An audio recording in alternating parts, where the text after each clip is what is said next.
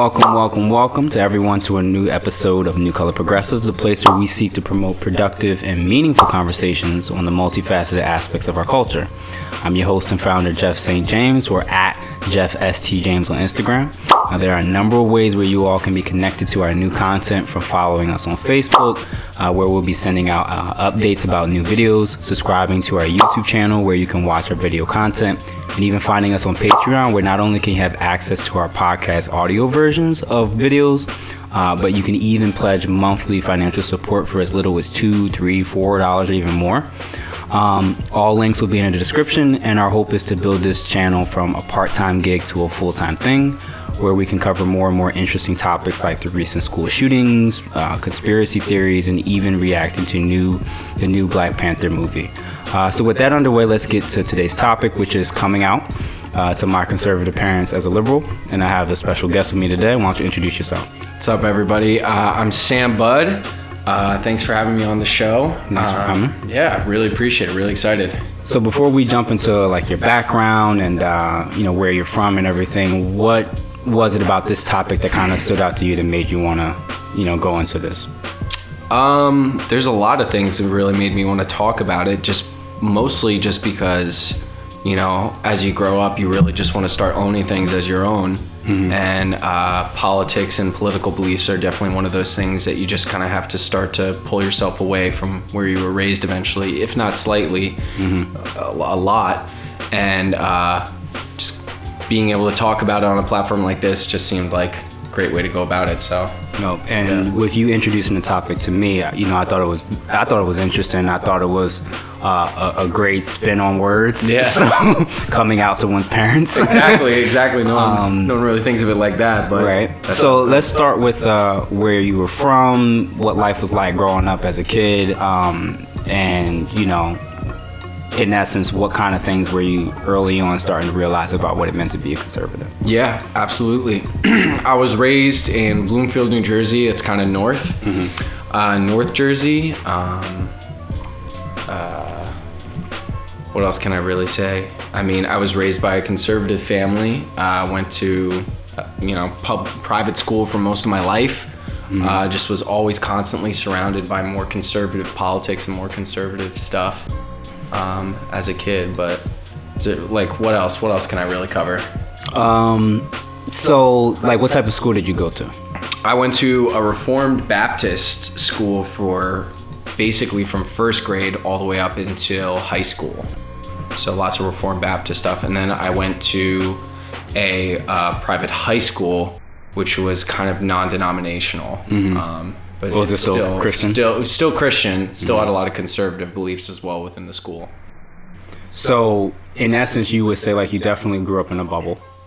Absolutely. I think I was talking to you about this before, that the only exposure I really had to liberal ideas or just opposing ideas to what I was raised to at all was around the Thanksgiving table every year. But that was only one day. So that's kind of where I've been raised and where I am now. So getting down to more specifics in terms of politically, what were some of the messages or things that you were starting to hear as you were growing up in terms of who to vote for, why you are in support of certain laws or policies? What types of stuff were you hearing? Well, it's interesting because how I was raised religiously was basically how I was raised politically. Mm-hmm. There wasn't a divide. There wasn't a divide at all. And so much so that there was no even conversation politically.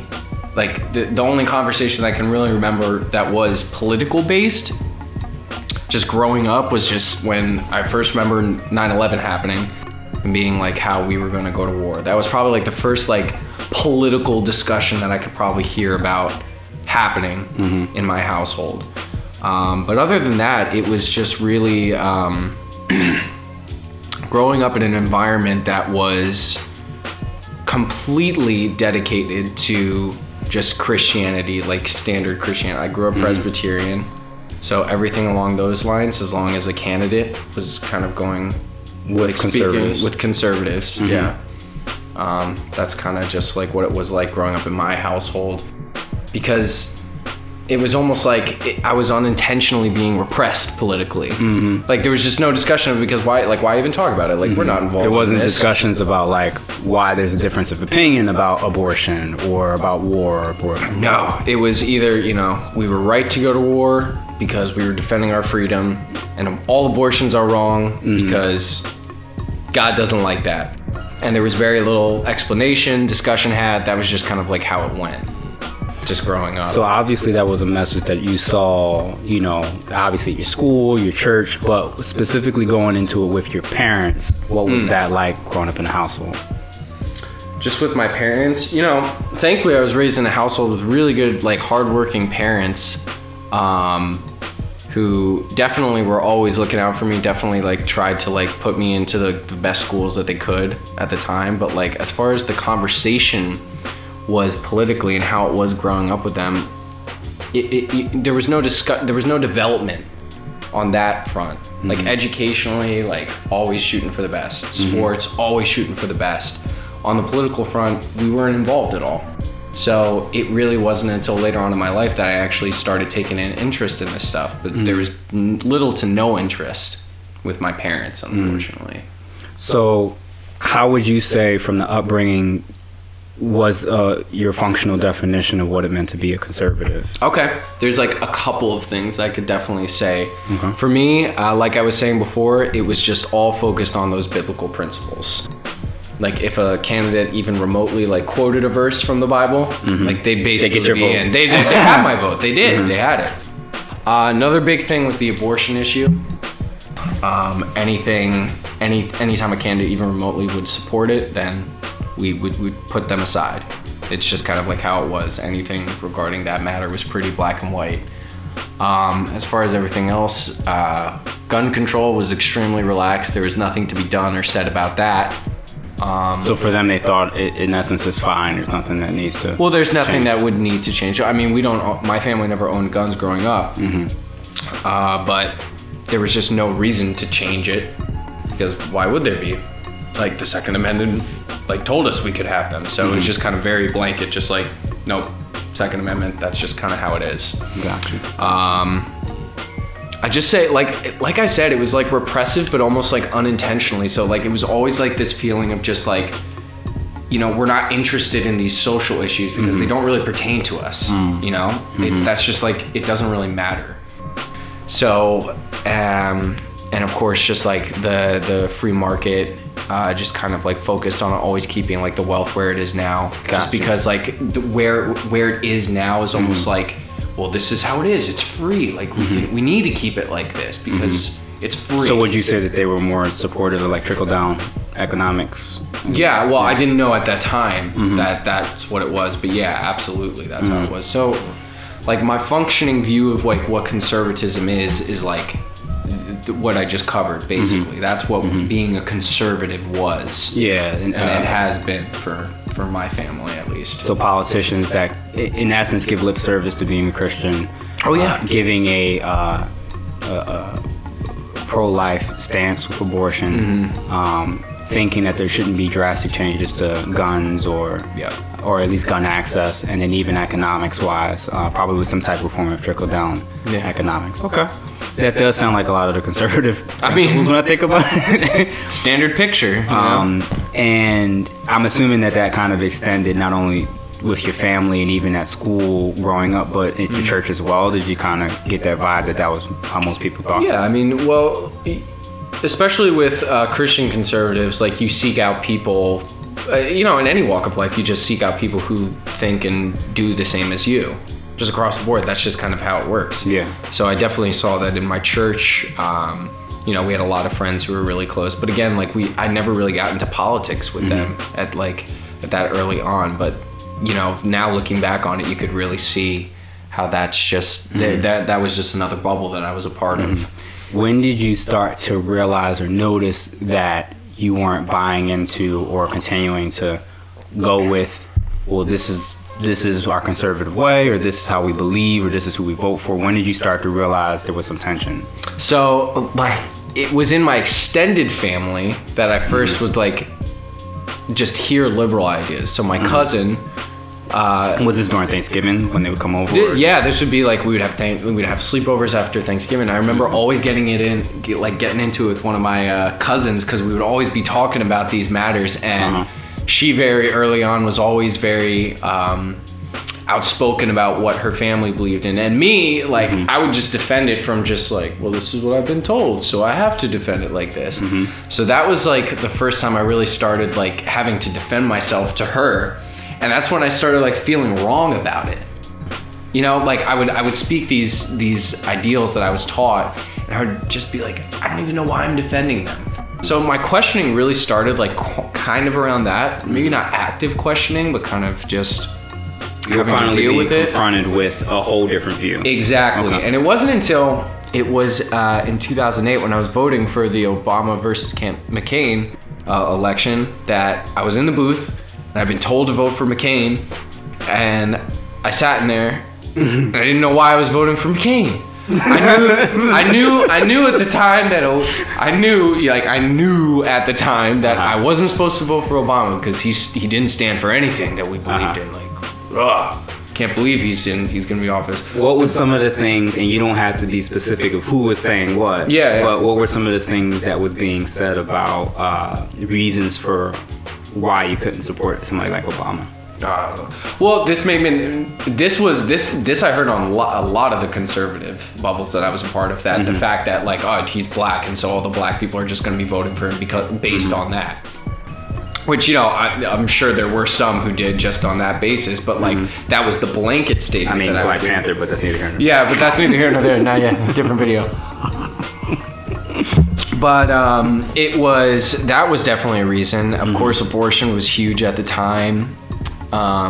We didn't like the Clintons, of course, and Obama was pretty closely tied to Clinton. Even like way back then, that was still like a discussion that was happening, I'm pretty sure. So I knew that McCain was like a good Christian man who served in the army, you know, served his country and loved the Lord. And that was it. And so like the reasons for voting for Obama was like, we don't even know if he was born here. Because that was huge back then. Yeah, I remember. I can remember thing. That vividly, even when Trump was talking about that way back then. So those were the big issues, just like right off the bat. Well, not the issues, just the kind of talking points that I was hearing from my bubbles again. So when you were sitting in that booth, and for the first time, you're actually, and I'm assuming this is the first time you were able to vote. It was. Right? This was my first election. And you're like having this crisis of political internal crisis. I remember it so clearly, and the funny thing was, like, I faked not knowing how to press the buttons in there for more time to think about it. I remember now. I'm not even kidding. Yeah, it was.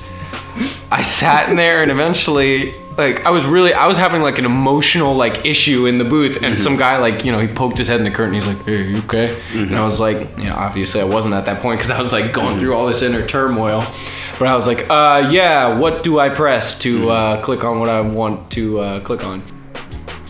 So it just bought me like a couple more minutes just to think about things. And, you know, eventually, like, I did vote for McCain in that election. And when you walked that was the vote that swung the election. So when you walked out of that booth, it sounded like, in essence, you were a different person than who you were when you went in. I think at the time I wouldn't have said that. Like, I would just been like, oh, it's just another day, you know, just doing my duty as a citizen. Looking back on it now, as it is with a lot of the things that I kind of like am realizing, that was a turning point in just like being more curious about understanding. Like, why did I just press that button?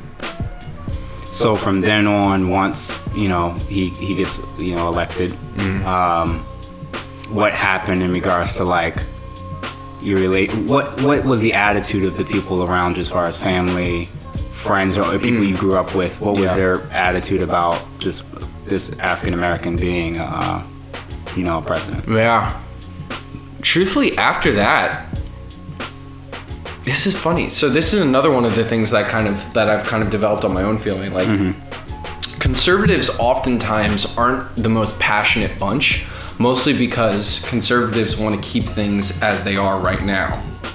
You know what I mean? So oftentimes when someone on the other side of the aisle is elected, it's kind of like this, like, shoot, we'll get him next time kind of like mentality. So in my circle, I don't remember a lot of upset. I remember just a lot of like, oh man, can't believe we lost that one. It's kind of a bummer. Well, at least we'll get it back eventually. And that I think is another problem, just like the conservative party in general, just conservative people, how there's not a lot of passion for things, mostly because it feels stagnant a lot of the time. Passion for what? Just passion for, well, Obama ran on the whole platform of change, right? To like kind of like better life, how it is than now. And I think the conservative party, like, whenever we're talking about conservatism, there's never a desire for change. So it's that's just a lack of passion right there. Whenever you're interacting with someone who doesn't really want to change, like, what are you going to do with that? You can't do much with just that lack of passion that I kind of saw in my own circle. There wasn't really any big like outcry that I really saw. So that was kind of interesting to me, because I had all this turmoil at that initial moment, and then going into after that, I don't remember much political discussion the next couple of years during Obama's first term. So when did the switch happen for you in terms of starting to realize that perhaps you were no longer as conservative as you had been raised? It was more discussion with one of my cousins, actually. Okay. Because obviously I'm becoming a more rounded person as I'm growing up, and I just couldn't do it much anymore. Like these debates, like I didn't have it in me to actually defend what I was believing or what I was supposed to believe at the time. So that was kind of tough, because like it was almost like a dog just like getting like kicked, how it's just like, just take it for a little while, then walk away and I'll go eat and do something else. And it was just another point in my life where I was very stagnant in actually developing myself, because I had all these thoughts of wanting to start to be a little bit more liberal in like how I viewed things, politically speaking.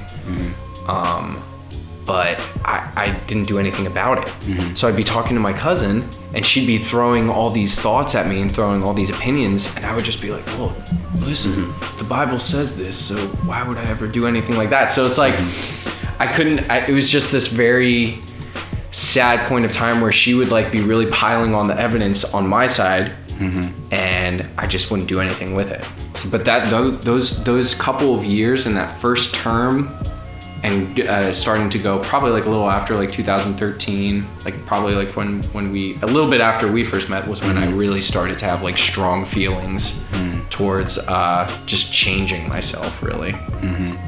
What are some of the stuff that's ended up being a complete reversal for you from how you were raised that you now believe as a liberal? That's a bit, gay marriage. Okay. Completely unopposed to it, basically, on most platforms. Okay. So when you, as a child growing up, you were told, or your parents were telling you, it was abomination. The abomination. Yeah, come on. Like, we all, like, I would hear, like, it's just wrong. It's just, like, why would we ever do this? This is what God had planned. And where I'm at now from where I was then, it's complete 180. What pushed you to now being okay with it?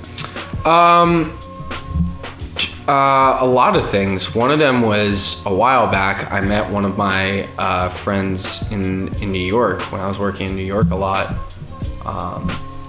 He was going to the Hillsong there, and he was gay. He was in a relationship going to the church, and he was great. We loved all the music. We loved all the same bands. And, I'd grown up in kind of like a theater background because my mother was an actress, so I'd known gay people my whole life. But it was meeting this one friend of mine and just realizing, like, you're kind of normal. And like, gay people are normal. Yeah, it's weird. And but it was like so not at all described to me what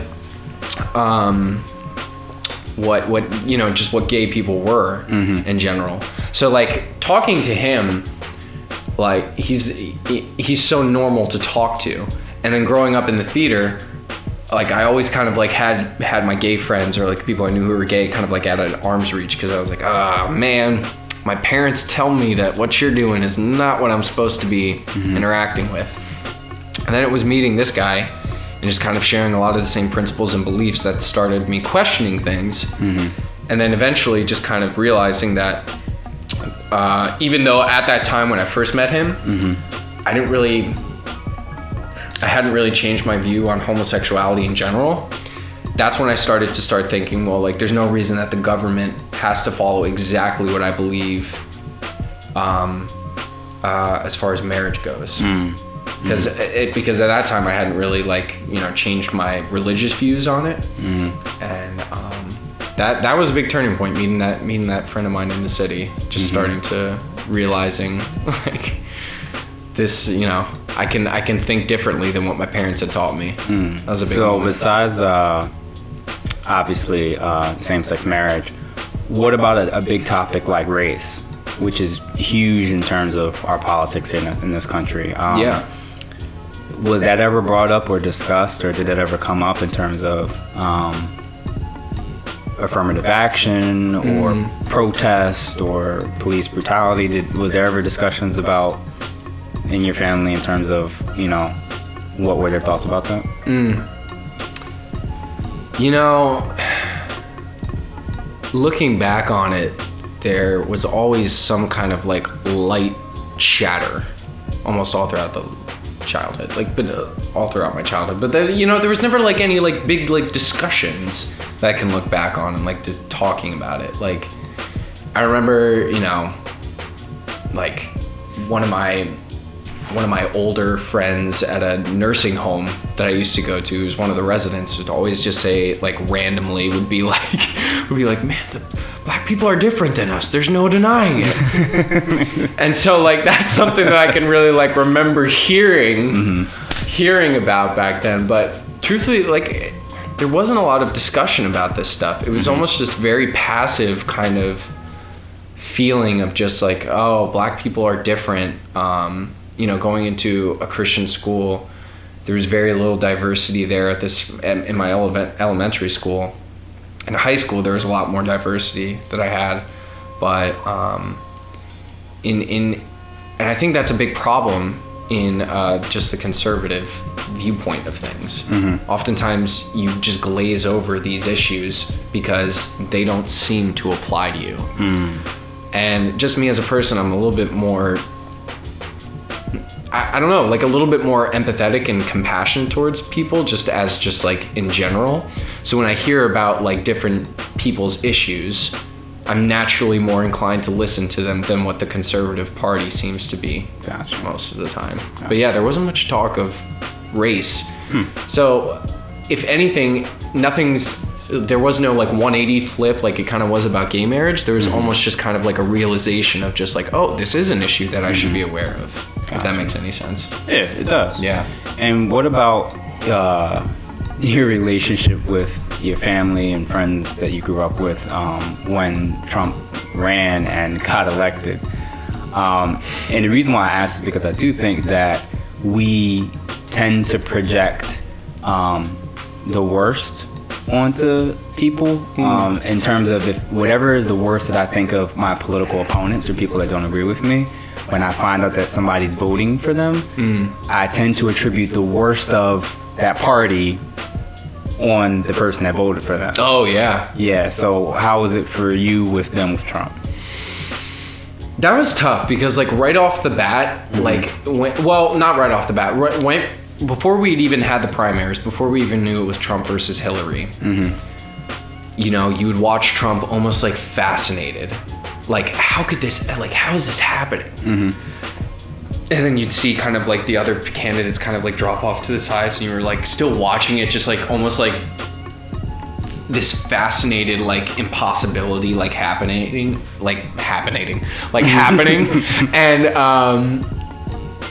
And then as it got closer and closer to the election, and you started seeing like the debates between Hillary, and you just saw the outlandish things that were being said on both sides of the aisle,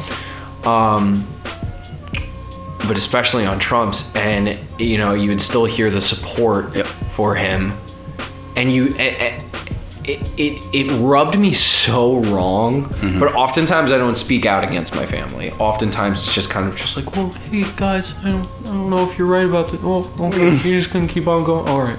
So it's like, so it's just kind of like that's what kind of happened. And you know, I don't think either of my parents ended up voting for Trump. But you did have family members that yeah, I did have family members that eventually voted for Trump in the end, and a lot of friends, who voted for Trump at the end. And it was funny, a lot of people would justify voting for him by saying like, oh, we just need like the seats in the House. Like, we're not voting for him. Like, we're just trying to get like more seats in like the Senate or the House of Representatives, and that would be their reasoning that they would justify it. Because it was hard a lot of the time for the conservative and like especially the Christian society to like support him as more and more things came out. And like I remember when he went to go speak at Liberty University. And do you remember that when he said what did he say? What did he say? What was it? 1 Corinthians? Yeah, 1 Corinthians. Paul said, or something like that. Something like, you know, everybody started chuckling all throughout the audience. And you just kind of that was like a turning point for me. I was just like, this guy's just complete nonsense. But then they still vote for him. But then people would justify and be like, oh, some people do say 1 Corinthians, and they do say this. And like, sure, like maybe like one. Or he's not a politician, so we can't hold him to those standards. Yeah. Exactly. Or like he's here to like shake things up, and you know, thank God he's a Christian because he's here to shake things up for us. And you would just see the actions. And just realize, well, like, no, he's not. He doesn't represent what you believe. He just happens to be in the party that you've supported for so long. So that was kind of hard for me to just watch happen because I didn't like Hillary. I didn't like Trump. I ended up voting Libertarian in the past election, and but it was kind of like weird to like see people vote around you, and you wanted to confront them. There's no real way to do it because every choice just seemed bad at that point. So that it was kind of tough to be able to call people out without being able to give them a real solution. Gotcha.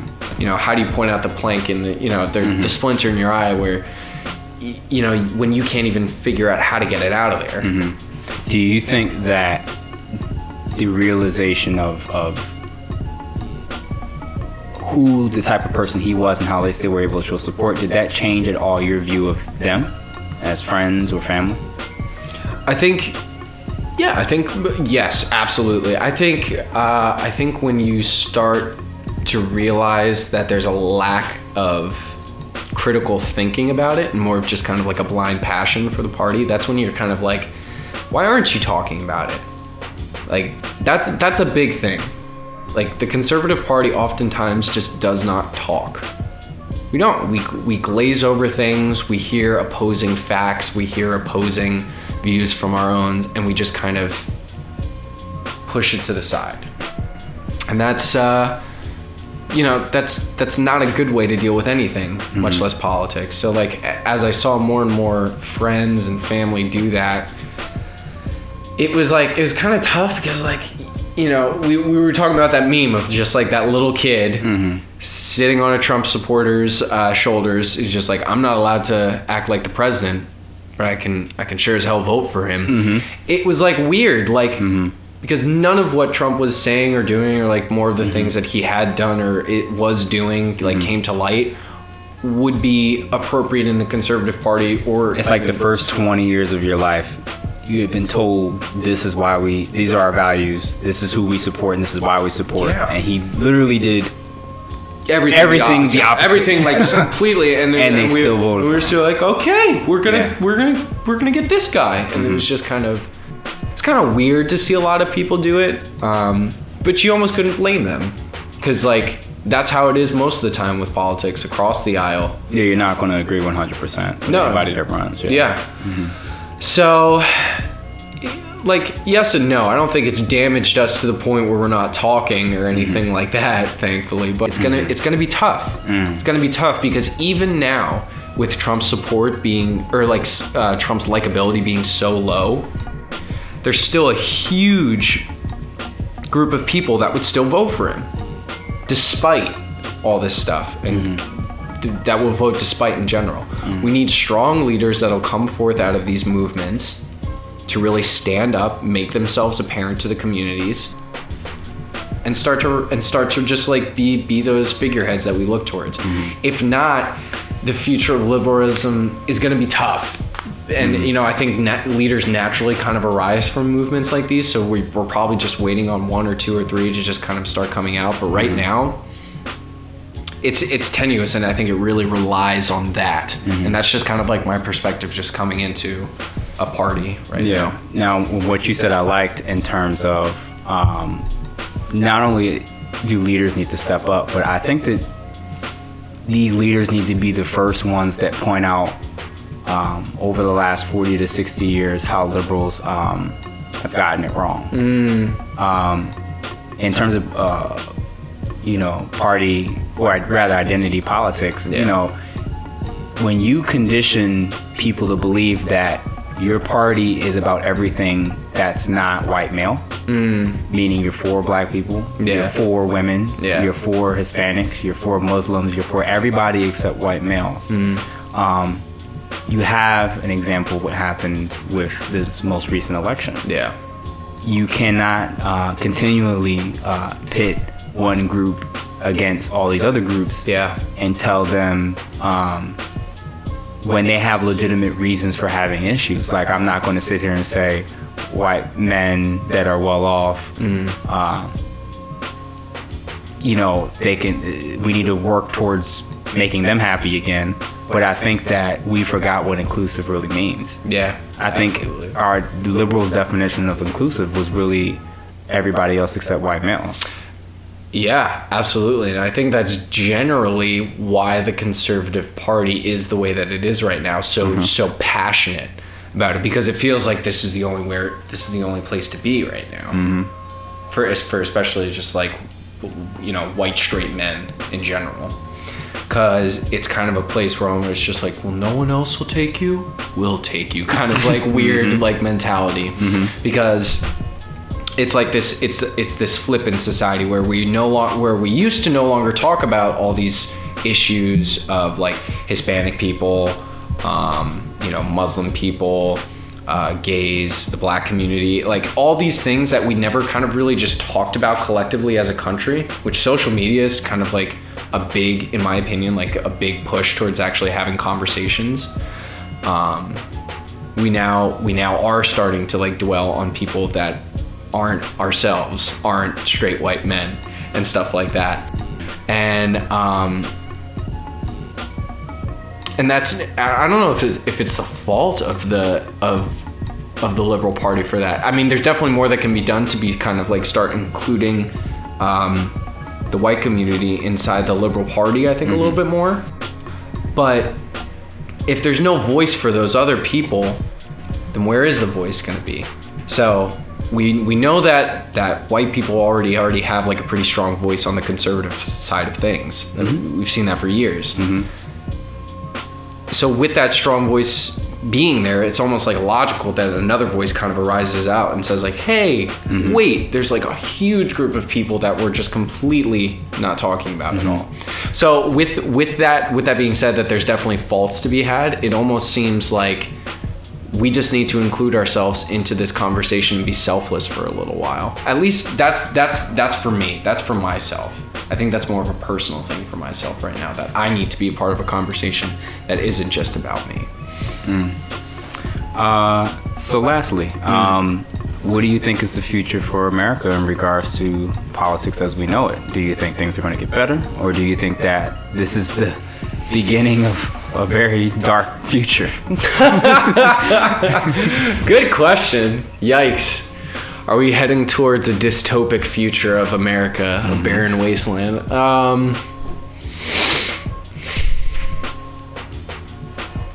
Is Trump in Revelation? Well, all right. I'll say this: if things don't change, we're gonna be headed towards kind of like a bad America. Okay. That's what I think. I think if things continue on the way that they are now, we're gonna see a severely divided America. Things have to get better. Like the future for America isn't bright if it continues on with the way that we're doing things now. That's it. Okay. Things need to shape up if we're all gonna come together and actually make America great again, or great period. Okay. Yeah, unfortunately, I can see it going either way. Yeah. So it'll be interesting to see over this next election, how American, public votes. Yeah. So I appreciate you coming in. Dude, this was great. Thank you for doing this, and for all of our listeners, viewers, and followers, make sure that you guys comment and share this video or podcast with your friends and family members. If you have any other ideas or things that you think that would be a really cool topic for us to discuss, make sure that you leave it in our comments or Instagrams. We'll make sure to post everything in the links in the description. This is New Color Progressives, and we're out.